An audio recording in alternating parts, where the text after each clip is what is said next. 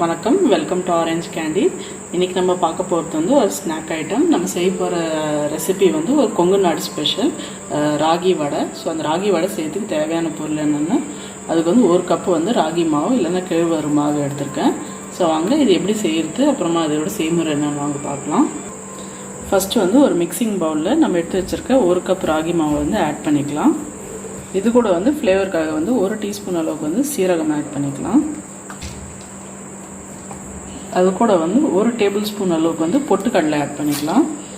இது கூட வந்து ஒரு கொத்து கருவேப்பிலை வந்து பொடியாக நறுக்கி வச்சுருக்கேன், அதை ஆட் பண்ணிக்கலாம். ஒரு மீடியம் சைஸ் வெங்காயம் வந்து பொடியாக நறுக்கி வச்சுருக்கேன், அதை ஆட் பண்ணிக்கலாம்.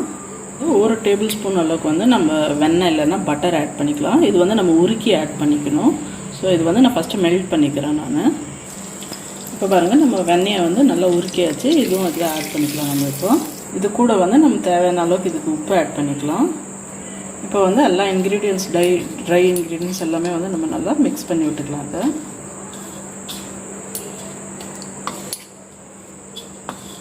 இது கூட வந்து நம்ம காரத்துக்காக வந்து ஒரு டீஸ்பூன் அளவுக்கு வந்து மிளகாய் பொடி ஆட் பண்ணிக்கலாம். இப்போ வந்து மிளகாய் பொடியை ஆட் பண்ணிட்டு அது கூட வந்து நம்ம நல்லா கலந்து விட்டுக்கலாம். அதை இப்போ நல்லா கலந்து விட்டதுக்கப்புறமா கொஞ்சம் கொஞ்சமாக தண்ணி ஆட் பண்ணி நம்ம வந்து இது நல்லா கெட்டியாக மாவு மாதிரி பிசைஞ்சிக்கலாம். அதை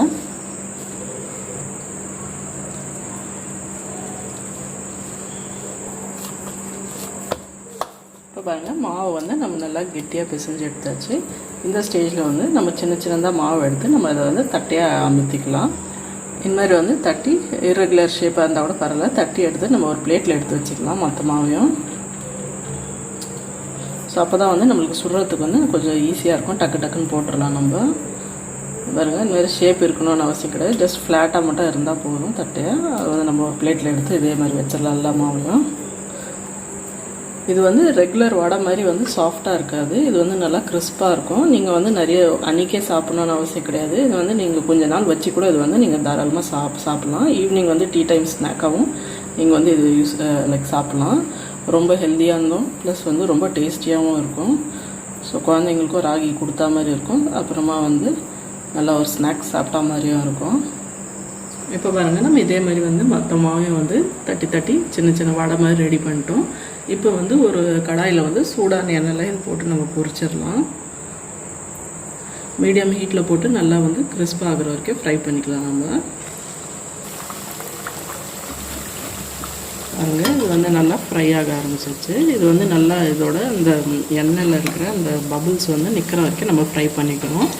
அப்போ தான் வந்து நம்ம வடை வந்து நல்லா கிறிஸ்பாக இருக்கும். நம்ம கொஞ்சம் நாள் வச்சா கூட அது கெட்டு போகாமல் இருக்கும்.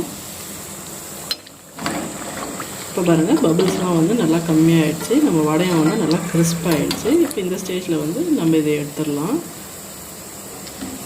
பாருங்கள், எவ்வளோ சூப்பராக இருக்குது. நம்ம வந்து ராகி வடை ஒரு பிளேட்டில் வச்சு நம்ம சர்வ் பண்ணிடலாம். வாங்க, சவுண்ட் வருது. இதிலே தெரியுது நம்ம வடை வந்து எவ்வளோ நல்லா கிறிஸ்பாக இருக்குன்னு. இப்போ பாருங்கள், நம்மளுக்கு சூப்பரான டேஸ்டியான கிறிஸ்பியான ராகி வடை ரெடி ஆகிடுச்சு. பாருங்கள் எவ்வளோ கிறிஸ்பாக இருக்குது. பாருங்கள், நல்லா கிறிஸ்பாக இருக்குது நம்ம வடை கூட. இது வந்து சாப்பிட்றதுக்கு அவ்வளோ டேஸ்ட்டாகவும் இருக்கும். சத்தான டிஷ் அது. கண்டிப்பாக இந்த ரெசிபி ட்ரை பண்ணி பாருங்கள். உங்களுக்கும் பிடிக்கும்னு நினைக்கிறேன். ட்ரை பண்ணி பார்த்துட்டு எப்படி இருந்துச்சுன்னா வந்து கீழே கமெண்ட் செக்ஷனில் சொல்லுங்கள். அப்புறம் இந்த வீடியோ உங்களுக்கு பிடிச்சிருந்தா லைக் பண்ணுங்கள், ஷேர் பண்ணுங்கள். அப்புறம் மறக்காமல் எங்கள் சேனல் ஆரஞ்ச் கேண்டிக்கு சப்ஸ்கிரைப் பண்ணுங்கள். நன்றி, வணக்கம்.